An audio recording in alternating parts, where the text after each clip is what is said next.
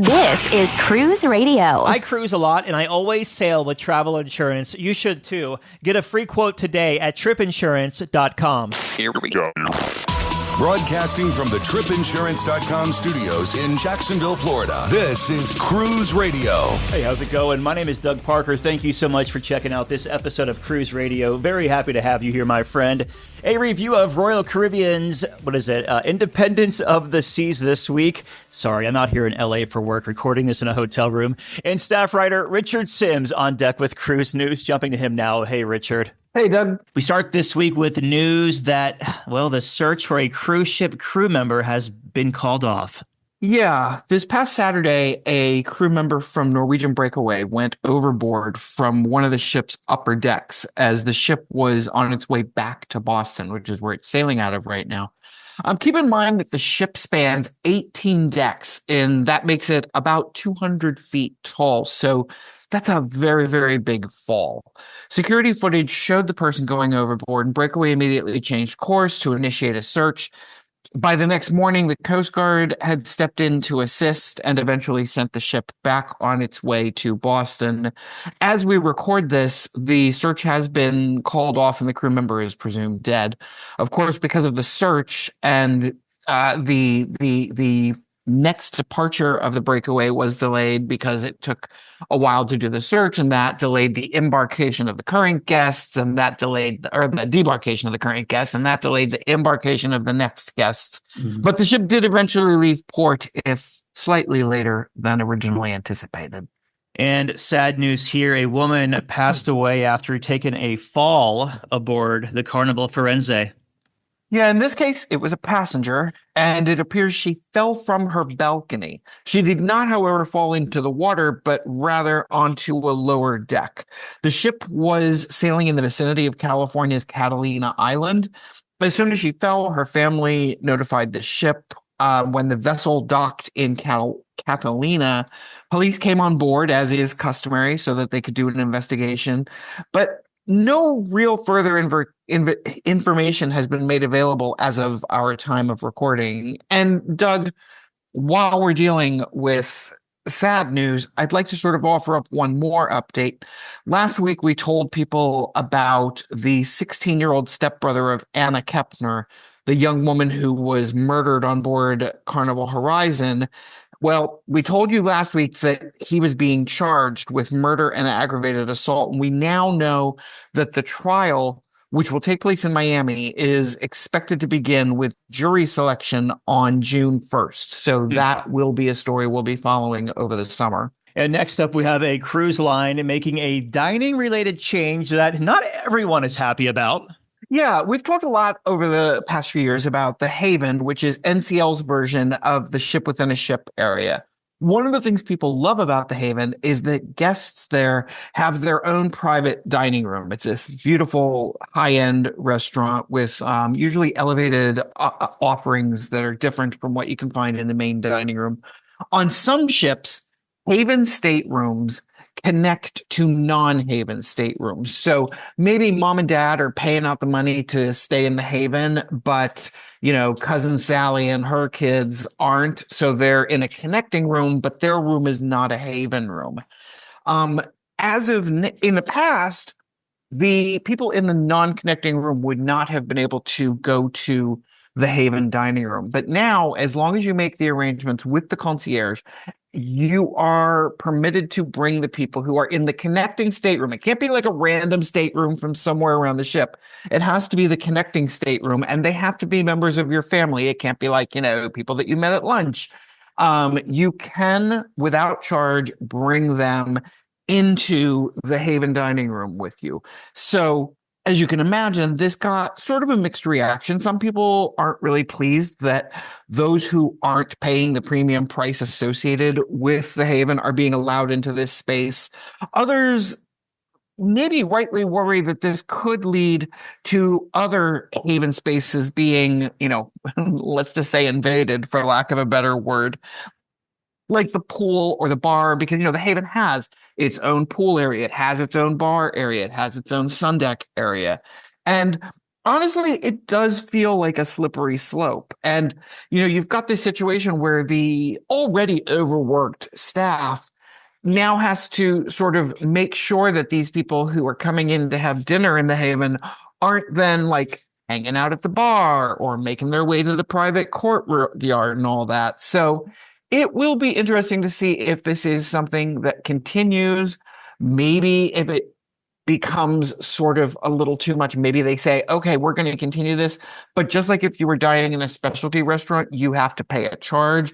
Will other lines, do the same thing? Will MSC say, let's do this with the yacht club or celebrity with the retreat? It's an interesting experiment to see how it unfolds. And this next story here, it's a little bit of a mystery. That's an understatement. It may or may not be a story because there may or may not have been a data breach. It all depends on who you believe. According to several sources, outlets, various places around the internet, a group called Shiny Hunters, which is well known in the world of data breaches and ransomware, has accessed Carnival Corporation in general and Holland America Line's loyalty program in particular. This organization largely is known for, they say, hey, we've hacked into your system. We've got, the personal information of 8 billion people who are your customers. And if you don't pay us a certain amount, we are going to release this onto the black market, which of course then puts all of those people's personal identifying information, including potentially credit cards, birthdays, social security numbers, things like that, out onto the dark web. So it's kind of unclear whether this attack happened or how much data was breached, but a Florida resident has filed a lawsuit claiming that Carnival Corporation failed to protect the information of millions of customers. The lawsuit claims that Carnival should have been on high alert because of the rising number of similar incidents that have taken place over the last few years all around the world. The suit accuses Carnival of everything from negligence to breach of implied contract and invasion of privacy. It's basically a class action suit demanding a lifetime of credit monitoring services for all members of the class. Now, to paraphrase a famous commercial, I am not a lawyer and I don't play one on television, but I have been involved in data breach suits before as a class action person. Most of us have. You get that little postcard in the mail that says, oh, this company had a data breach. You are a customer of theirs. So for the next however long, we are going to pay for free credit monitoring so you can look and see if there are any, changes or discrepancies within your account. If there are, we will notify you. Very common. I don't think that this is going to result in people getting that for a lifetime. But if the suit is successful, they might say, okay, we're going to monitor everybody's credit for 2 years. You fill out this form, send us your information, and which is then more information being given out, but whatever. And then they'll probably do it for a year or two. Now, Carnival has sort of indicated that an account was hacked, singular, but so far that's about all they've said. We'll really have to keep an eye on this and hope for what they call clarity in the days ahead. Yeah, and just to be clear, I know you said it already, but we are talking about Carnival Corporation, not Carnival Cruise Line in particular, because they own 7 or 8 brands there. And also, exactly. I do want to say this too, because we've gotten 3 tip line emails of screenshots after we published the article on Friday. One was from, I think the company was called Life 360. Another one was from Experian, and then Credit Karma, basically saying your Holland America Line account could have been compromised. So all 3 of those had Holland America Line on it. But again, the cruise line hasn't really confirmed anything with us. We're just going by the statement that they gave us and also the screenshots we're seeing here.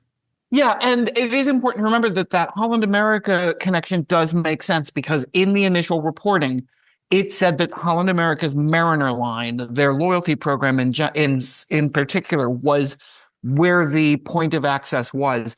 And if you are at all concerned about this, and this is true as a general rule, it's a good thing to change your passwords on a regular basis.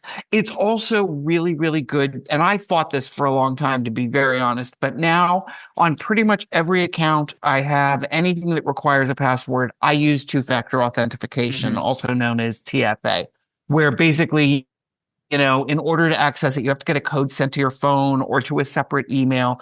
Yes, it's a pain, but boy, it really can cut down on, at the very least, you're making a lot harder for these people to gain access to your accounts. And over at Royal Caribbean, they're rolling out something that might help ease some people's anxiety. I've never done it, but a lot of people like booking a guarantee room. That's where you say, okay, I want to be guaranteed that I am going to have an inside room, or I want to guarantee that I'm going to have a balcony room. I want a room in that category, but I'm going to pay a little less for it and let you decide, you as the cruise line, decide where it is that I'm going to go. The pro is that you get a cheaper stateroom in your specified category. The con is that you have absolutely no idea where that room is going to be. And often they turn out to be rooms that have what's considered a bad location, maybe under a bowling alley or above a nightclub, something like that.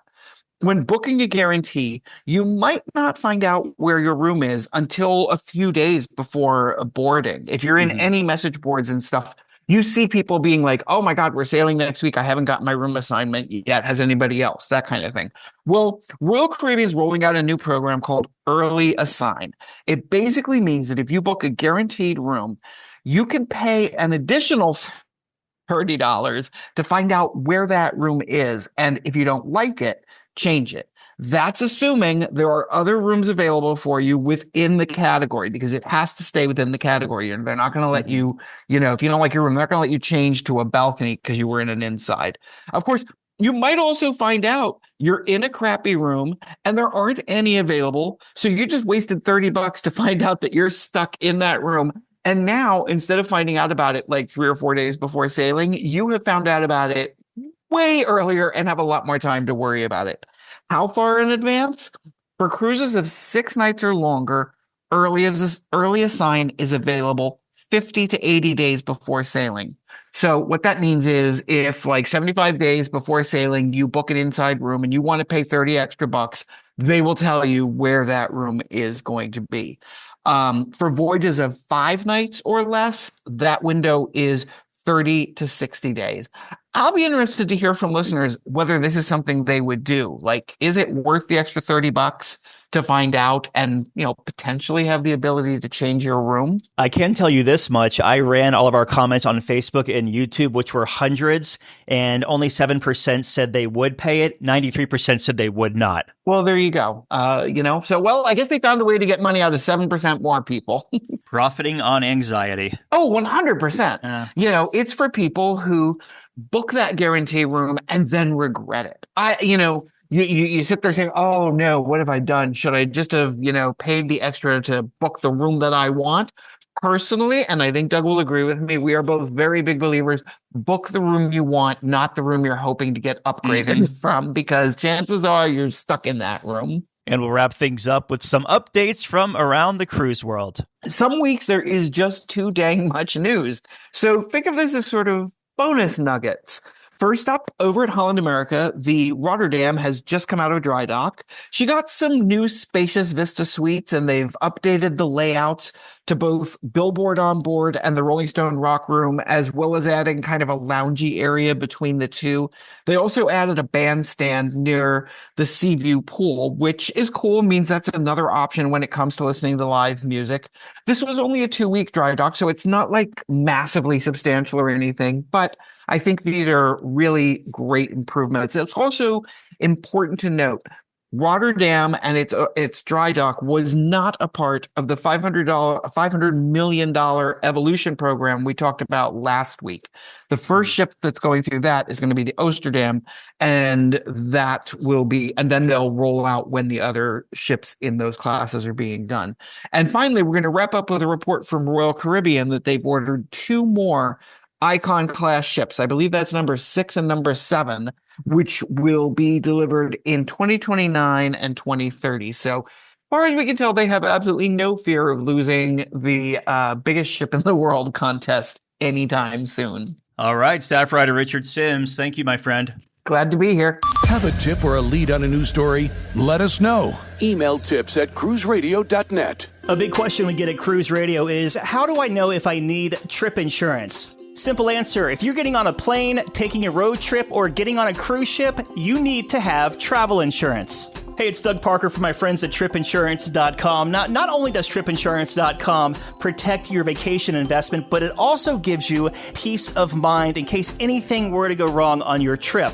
How do they do it? They offer 3 different types of trip insurance policies. Good, better, and best. One policy for every vacation budget. But it doesn't just stop there. They're up to 40% lower when you shop around on other comparison sites. Plus, tripinsurance.com offers 24-hour customer support before, during, and after your trip, online claims assistance, and travel alerts to let you know what's going on at your destination. But find out for yourself. Check out tripinsurance.com.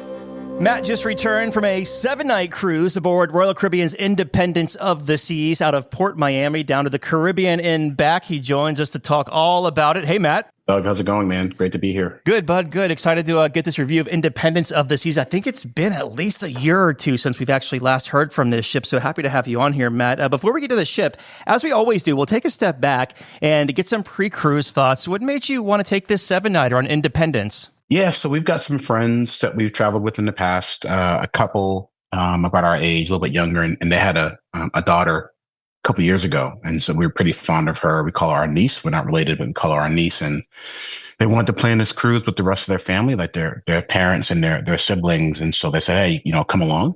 And we were very excited to be invited. And so it was really to hang out with the family, really see our niece and spend some time with them. So, we've done similar ships in the past. Mm-hmm. And we've done Freedom, and we've also done Mariner. I believe they're all from the same class, but we enjoyed it. We always enjoyed that class of ship, and we wanted to be with the family. So that's kind of what drove the vacation. So you make your way down from the Atlanta area to Miami. You're right there on the cusp. Where is that a flight or a drive for y'all? Man, so it was a flight, mm-hmm. right? And here's what I'll tell you. It was right around when that storm came. This is the weekend of January 24th and 5th. Mm-hmm. A storm came through Georgia and I guess a lot of the southeast and east coast of the country. And so we had flights booked and they ended up getting canceled at the last minute. So we had to kind of rearrange. Not rearrange. We had to kind of just make new plans to get down there. And so it ended up working out. It was a little scary for a second, but we got down there on Sunday morning. It was kind of a red eye situation. Mm-hmm. And we made it just in time. That is great to hear. Any pre-cruise time in Miami before the sailing? So we stayed at the Hyatt Regency Miami. And so okay, maybe we can just kind of take our time getting to port. It was the same morning as the Miami Marathon. I don't know if you're familiar with that. Yeah. We weren't either. There's a marathon going on. So okay. So we kept hearing to kind of take that into account as you're going to the ship or as you're going to port. So we said, we'll just walk because our friends were saying Uber rides were estimated 1.5 to 2 hours on Uber. Wow. And so maybe we'll just walk. And so, we made some rookie mistakes here. So we left the hotel. We walked kind of through the marathon, which was cool. We kind of mm-hmm. watched the marathon, went through, some of the activities. That was really fun. And then we got to the park there. It's called Bayfront Park, right next to the port. Mm-hmm. And we thought we could walk the port, and we ended up being like a 7-mile walk from our hotel because Port Miami, as was multiple terminals, and we were like the farthest terminal, all the way to the back of the port. And so we ended up walking a lot farther than we thought. All that being said, we got to our terminal. By the time we got the embarkation was about 10 minutes, honestly. But by the time we got through the door, through, passport and everything else, we got on the boat in about 10 minutes. So it was pretty seamless. It's just getting there. Me and my wife, I think we added to our tax there. So Got your steps in for sure. Yeah. Oh man, we felt good afterwards. We also felt, our feet were hurting, if that makes sense. Well, that can be a little bit like Vegas too, where it's like, oh, it's only a 5 or 10 minute walk, and you're walking for 30 minutes. You still haven't reached Resorts World yet, or whatever. Yeah. So I know exactly what you're saying there. And plus, did y'all use Terminal? What was it? Terminal A, so one of the very last ones. Listen, it was like quadruple A. It was like we were after they're like, they said you're in like triple A. We were like, oh no. So it was like all the way to the back. So so now we know for next time we don't go out of our Miami lot. We go out of Orlando, Port Canaveral most of the time. So this, if we had known, we would have thought about that. It took our friends 2 hours in an Uber, and there was that much traffic because of the marathon. So either way, it was going to be kind of tough. Yeah. Yeah, what a crazy weekend you chose to sail. So you make your way to Port Miami, or you walk to Port Miami. You got on the ship really fast. Now, you've been on one of the sister ships before, Freedom of the Seas. So what were your first impressions of Independence? So we got on. This is one of the ships where we boarded on deck 4, right? So we didn't come to like the typical kind of atrium kind of situation. So, and that was fine. Like we've done some cruises before, and so right on deck 4, and we went right to our muster station. And so it wasn't one of those flashy onboardings. It was pretty, but it was seamless, and it was a familiar scene. It was a familiar look and feel to what we've seen in the past, and we like the promenade. Like we're big promenade fans. That kind of like that look and feel of kind of that large, kind of wide,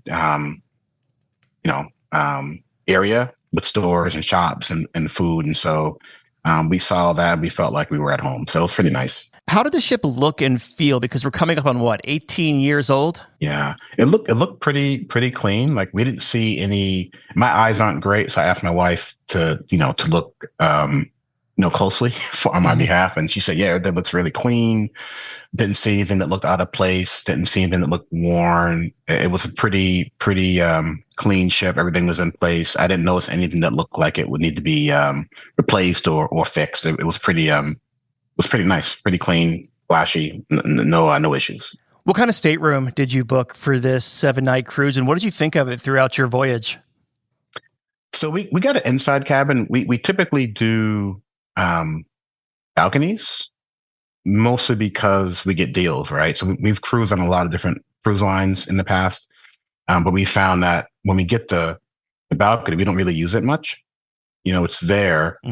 And it seems nice, but we never go out there. So we figure we save a few dollars here and just stay in the inside. I would say the difference for us is with a balcony, you do get more space just broadly in the room, right? Inside cabin, at least on this ship, like you can't walk around both sides of the bed. You have to kind of like hop on there right, to get to the end. And so I think that's the biggest difference for us. I do like a little more space in a room, but in general, inside cabin for us is fine because we use it in there that often. Was the cabin updated with like modern plugs? No. So we did look for that. Didn't see any USB ports. Just kind of your typical charging stations. I think that could use some updating. I would say, flat screen TV was fine, but as far as like kind of modern connectivity, I think that's missing. At least in the cabin that we had. What deck was your cabin on? We were on deck 9. Deck 9. So where you were located, was it a pretty quiet night, or could you hear slamming doors or activity above or below you? We didn't hear anything. So didn't hear any disturbances next door or above or below. We slept pretty soundly. Didn't have any issues. Our friends had one of those rooms above the promenade.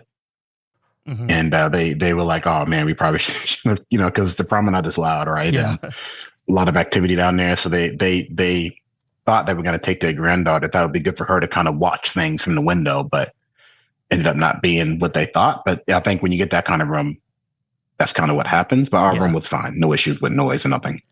Let's talk about the food on Independence of the Seas. We'll start at the Windjammer, which is the buffet on board. What did you think of the food quality, and did it ever feel too crowded for you in there?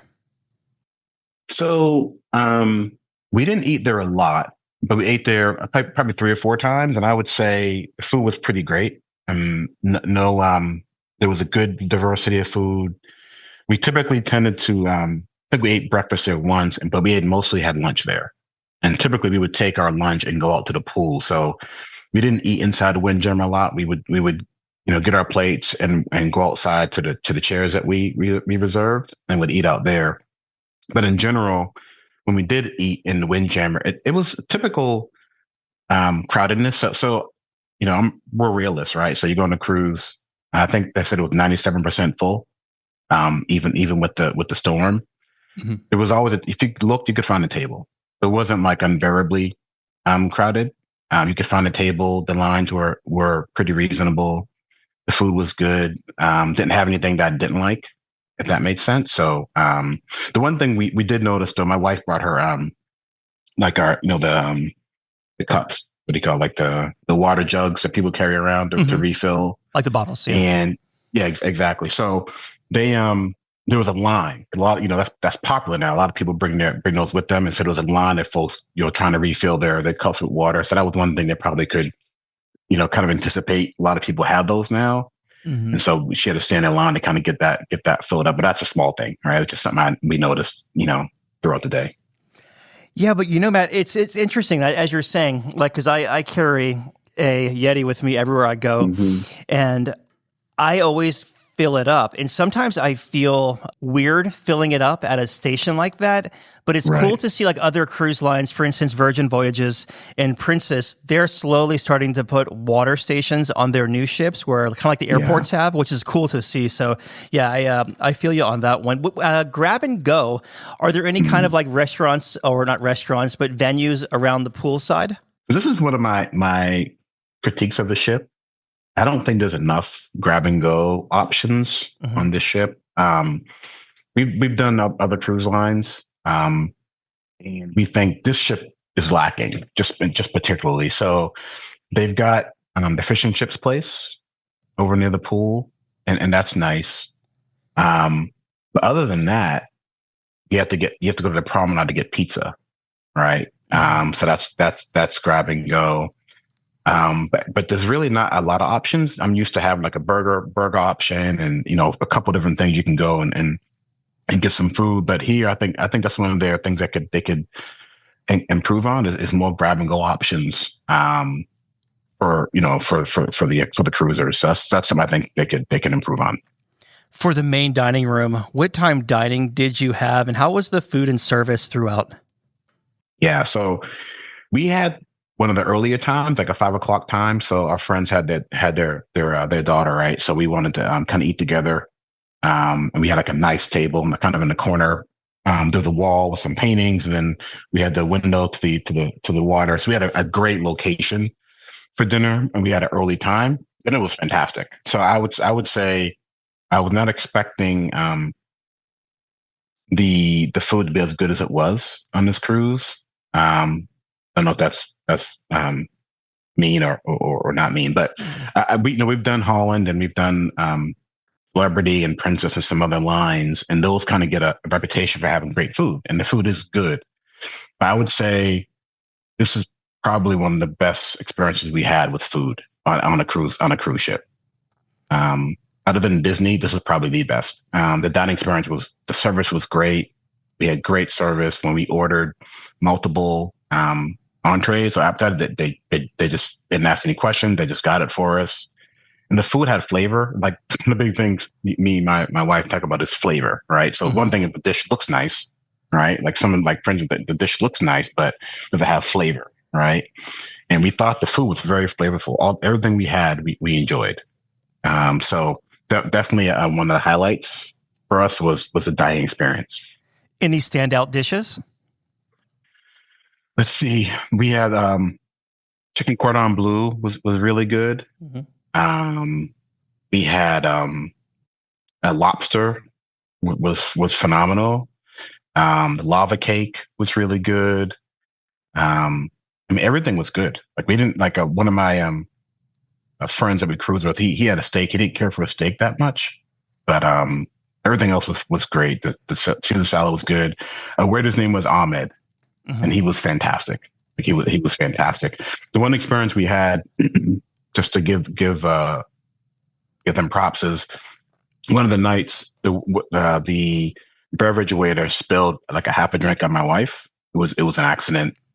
And you know, they were very sorry and whatever. So they came back and said, you know, what can we do? Right. So my wife said, hey, she wanted to go to the spa. Right. So she's like, you know, can I get a spa, like a spa credit? And so we went back. He brought the head waiter back. His name was Junior, and he was phenomenal.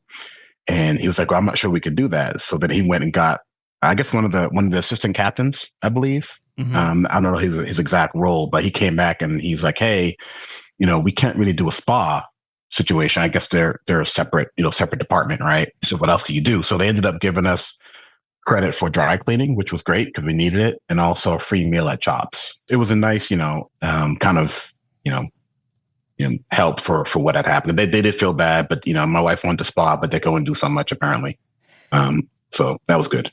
Yeah, it's hard for the cruise line to give like store credit on board there and also spa credits because they're different vendors. Yeah, good experience at dinner. Couldn't say enough about it. It's really good. So you got that meal at Chops. How was specialty dining? So we went to Chops because of that experience, and Chops was really good. The steak was great. I'd heard about Chops, like listen to your podcast, and I've always heard good reviews. It was what I expected. Really good. We like Giovanni's. We'd been there on the Freedom ship in the past, and we enjoyed Giovanni. So we booked there for lunch again, and that was great. So really like Giovanni. We like their charcuterie board. We think that's phenomenal. You can get full just off of that.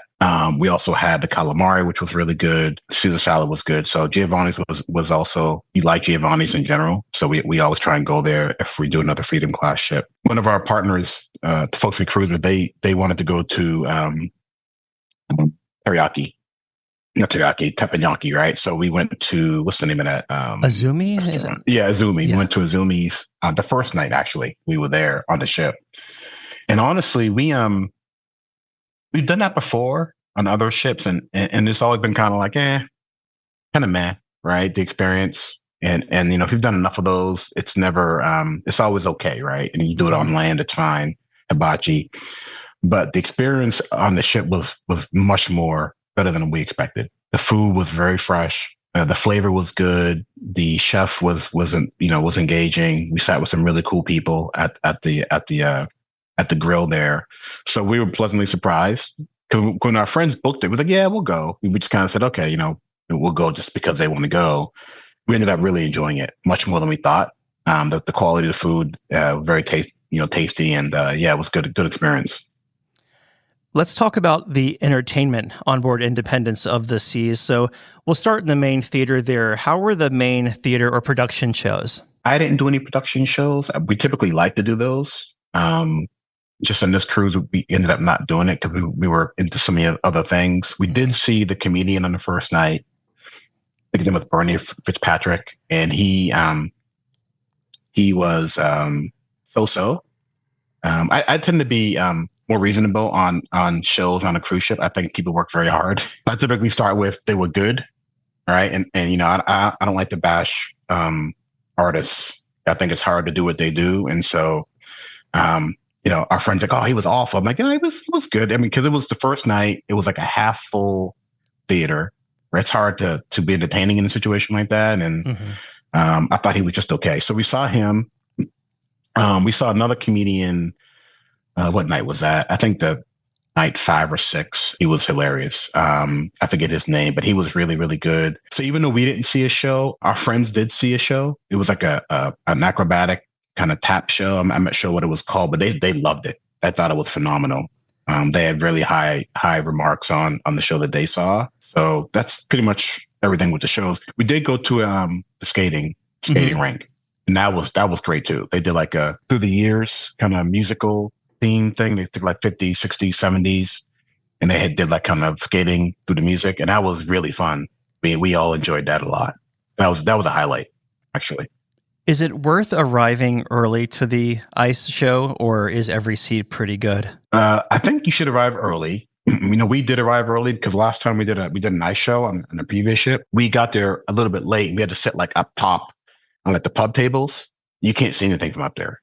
Right. If you're that late, just not even go. So I would suggest getting there, half hour early, get a seat that you like, And I think it's a better experience when you have a view like that for sure. Well, while we're talking about entertainment, let's drop down to the casino there and talk about the smoke situation in and around it. How did it stack up on Independence? We don't gamble. We like to walk through and kind of watch a little bit. We're kind of watchers. I would say we couldn't smell smoke barely at all. Right. I think they did a good job of filtering that out. I would say I think there was one night. 'Cause you know how when you're on in the promenade, there's like a set of stairs that takes you right down to the casino on one end. Yep. So there's a direct connection between the floors. And one night, for whatever reason, I guess a whiff of smoke came through.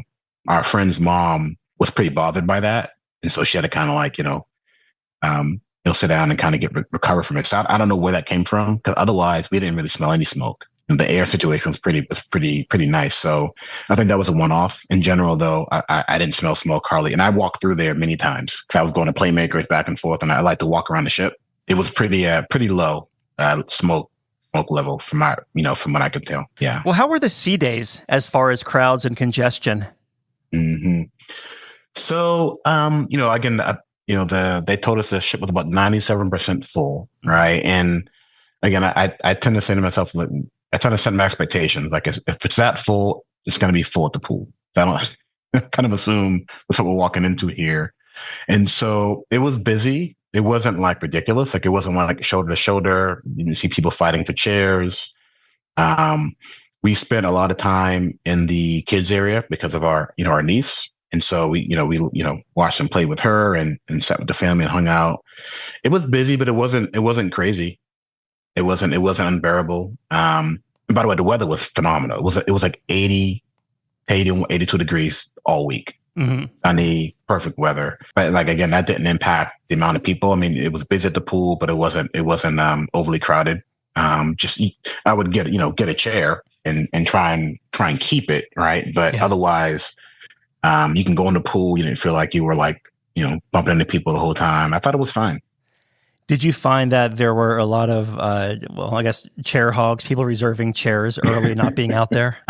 So me and my wife, we're not kind of we're not the kind of folks that kind of sit at a pool, sure, and just kind of like chill, right? Like every now and then, we may take a nap, but we're not the type to just lay, right? We like to do stuff. So didn't pay a lot of attention to that, but our friends did. So they got up early, and they reserved like a set of chairs for all of us. They didn't seem like they had any like issues with that. Like there were chairs available, right? So it looked pretty standard to me. I didn't see anything that was, I didn't get up in the morning. I like to walk in the morning. So I'll get up at like 7 and walk around the pool there. Mm-hmm. I didn't see I didn't see like everything reserved. I mean, there was plenty of open chairs. So it seemed like it was pretty standard. Did you spend any time in the solarium? That typically didn't have a lot of open chairs. I would say that. Gotcha. We planned on going there a couple of times. Oh, we got to solarium. We gotta get in the pool and hang out. We just never. We sat there once for one afternoon, and my wife kind of chilled on the chair and like read, and I kind of walked around, but we never actually got in the pool in there. We did spend some time there late at night playing cards. Mm-hmm. So we spent time playing some cards, like when it was kind of just chill on a sea day. But we didn't actually use it for swimming or anything like that a whole lot.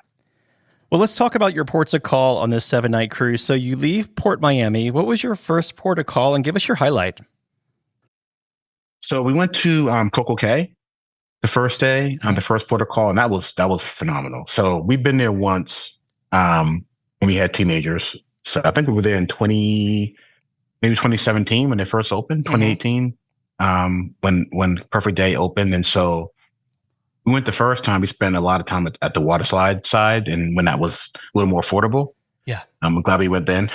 And we had four teenagers, so that was expensive for like 6 of us, but we did it.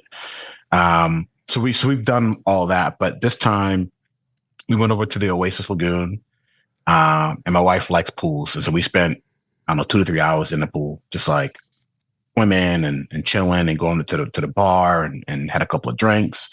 That was pretty nice. Like we really enjoyed that. Met some folks. Again, the weather was pretty perfect there.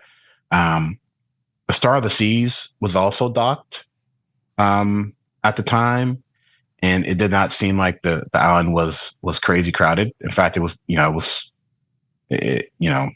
we could have taken another ship or two. Wow. Put it that way, right? So, I think the island's designed in a way to handle crowds. It seems from my perspective. But we had a good time at the Oasis Lagoon.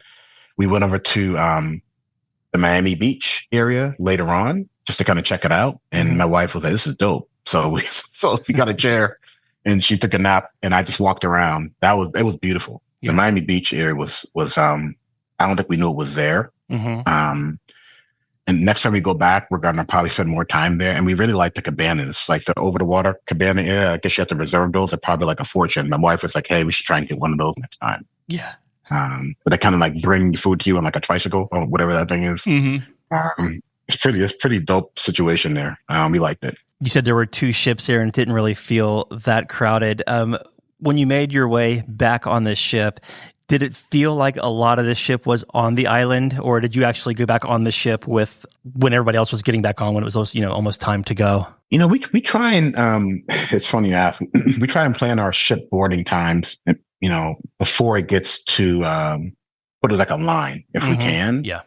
And so, I think a lot of the ship was off the ship on the island. That's for sure. But we got back on before there was a line, and also I wanted to go to the fish and chips place.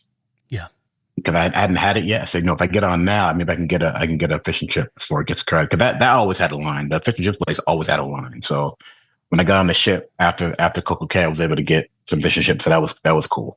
Is that complimentary on Independence? It is. Okay. It is, and it's okay. I mean, it's one of these things. For me, it could be more flavorful, but that's it's one of these things. You try and cater to more taste, and I guess you can add salt on your own if you like. So I only had it once, and I was like, okay, it was good. What was good was the food on the island, Coco Cay. I thought that was great. Like they had the tacos and burgers, and I think they do a nice job of that. The food we were kind of surprised how much we liked it. We kind of expected kind of standard, kind of bland stuff, and it was pretty good. All right, so you leave Coco Cay. What was your next port of call? So we were at sea the next day. Next port of call was Puerto Rico. And how was that? And Puerto Rico, we had been there once before, and the first time we went, we did like a bus tour, and we said, okay, next time we go, we need to like really see like Old Town Puerto Rico. So we were kind of determined to just walk and enjoy the culture. And the second priority was our friends. So we were kind of there for them. Said, whatever you guys want to do, we're just there to be with you guys, right? So we did the castle there, or the fort right there at the port. That was really nice. Spent a lot of time in there walking around and taking pictures. Then we just kind of walked around Old Town Puerto Rico with the family and kind of just taking in the sights and sounds. We had a hard time finding a place to eat, I would say.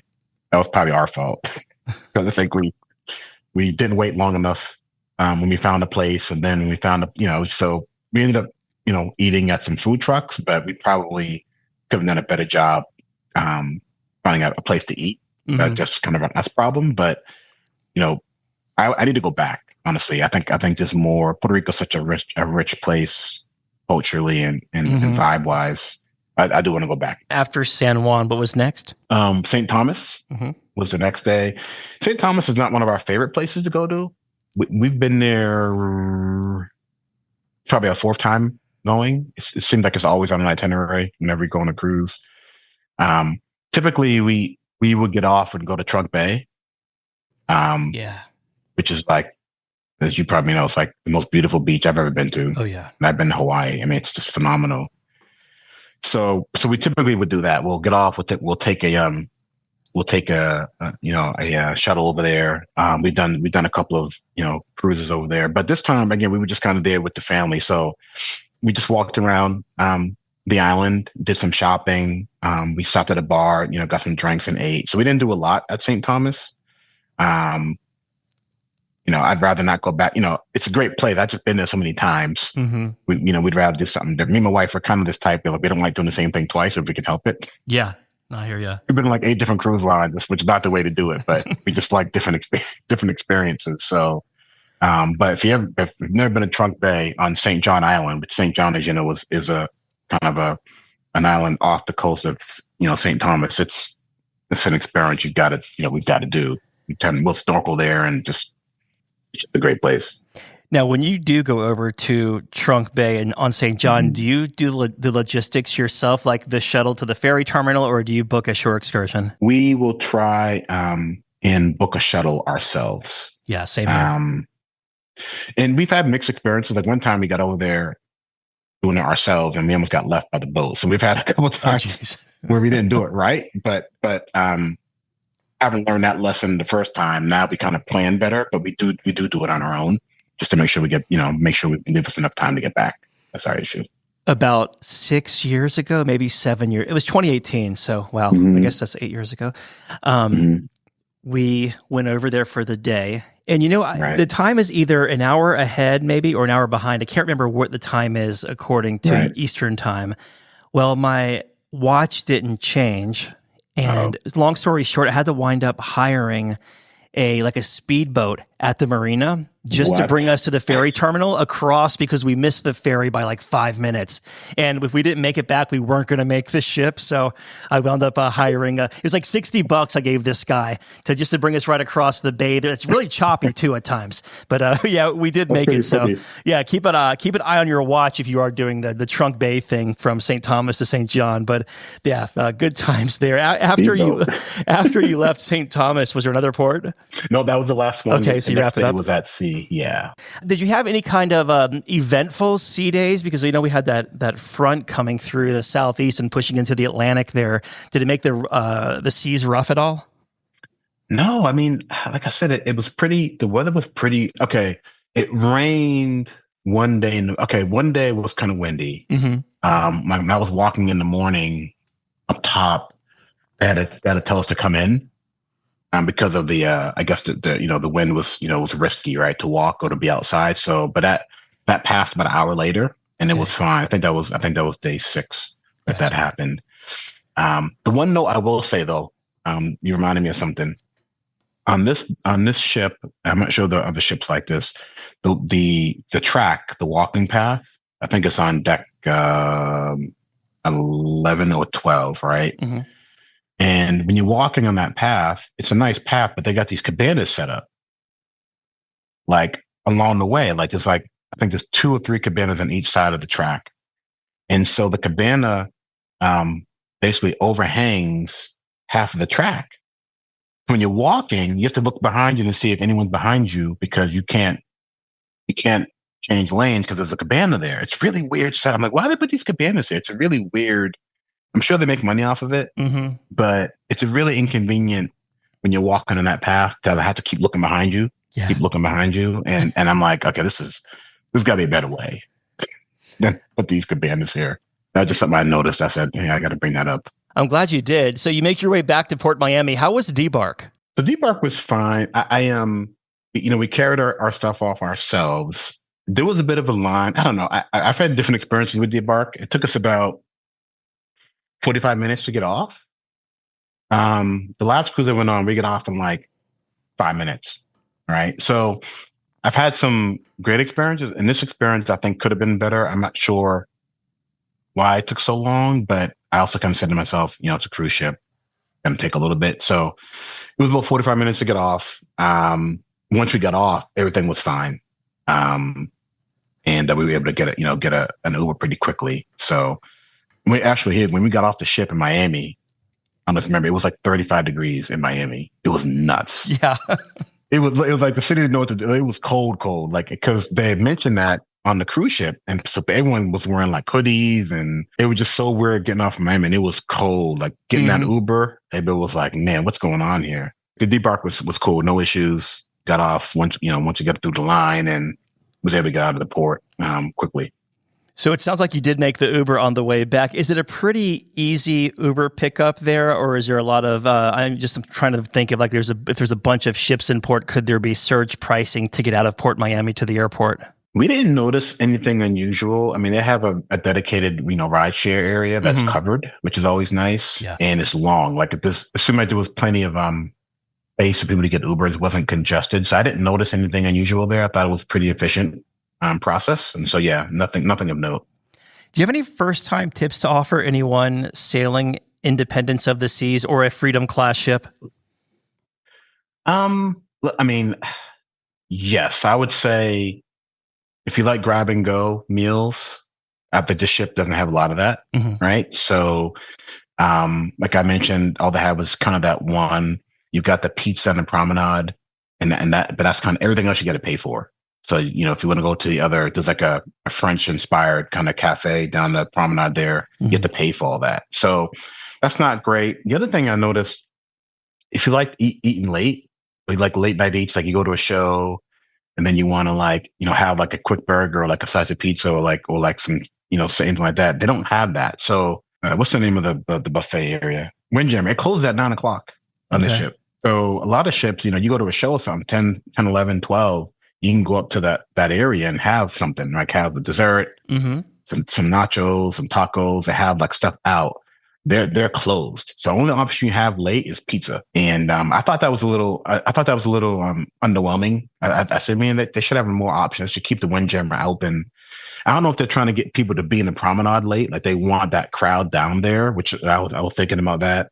But if they're going to do that, they should offer more food options. They should offer, like, other than pizza, something else that's complimentary. So if you're into eating late, just know the ship doesn't have a lot of options there. The promenade is great. Like, all the events down there are nice.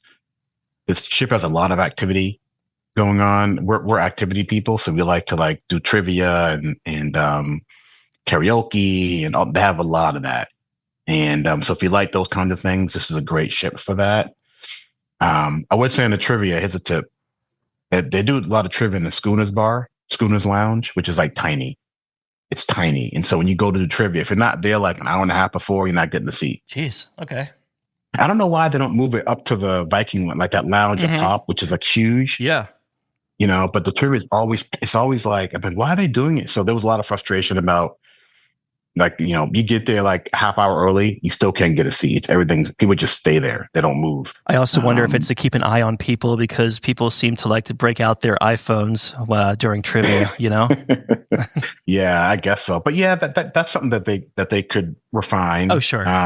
Lots of activities on the ship. Like I said, the food was better than we thought it was going to be. It's just not enough options. Would be, grab and go or late night. I think those are the things that we noticed. Do they utilize that promenade for like parties and parades? I remember when they had the DreamWorks partnership, which we're talking about a decade or Hmm. so now at this point, and there were like Yeah. Shrek parades going down the main promenade and late in the evenings. Are they still doing like parades and things like that in there? So no, good thought. I saw that parade on our last cruise, but I didn't see any parades. Hmm. But they have a lot of parties though. So they had like a '70s party. Okay. They had on White Night they had a Latin music party, which was dope. Like, that was great. Like, the Hmm. dancing on Latin Night was really fun. Um, and they had a bunch of different things. They had some live, the band was really good. But yeah, so the promenade is definitely the place to be. A lot of activity, a lot of good vibe. So yeah, definitely it's being used for other things, not just parades. Looking back, what was the highlight of this cruise for y'all? I think it was the food. I think the food was good, and being with our friends was great. Coco K was phenomenal. The service was really good. We also did a tour of the kitchen, so we did one of those kind of behind the scenes tours. And Junior, who was the head waiter, took us back for that was really phenomenal experience to kind of see how everything works. And he was really forthcoming and transparent about the challenges they have and how they treat the staff, and that was really great. One other note, just props to Royal Caribbean. I don't mean to be a downer. My wife had a loss in the family while we were on the cruise, Mhm. right?